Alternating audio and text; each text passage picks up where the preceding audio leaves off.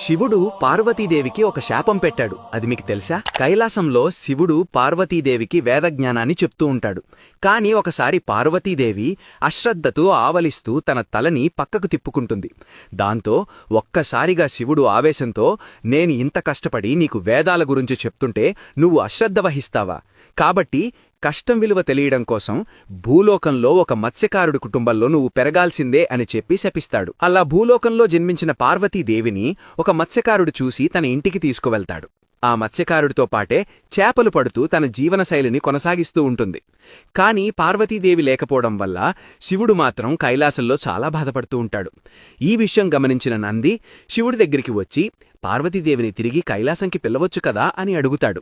దానికి శివుడిలా అంటాడు, పార్వతీదేవి భూలోకంలో ఒక మత్స్యకారుడి కుటుంబంలో పెరిగింది. కాబట్టి తను ఒక మత్స్యకారుణ్ణి పెళ్లి చేసుకుంటేనే తనకి శాప విమోచనం కలుగుతుంది అని శివుడు చెప్పి వెళ్ళిపోతాడు. కాని శివుడు బాధపడటం భరించలేని నంది ఎలాగైనా సరే శివపార్వతులను కలపాలి అని ఒక పథకం వేస్తుంది.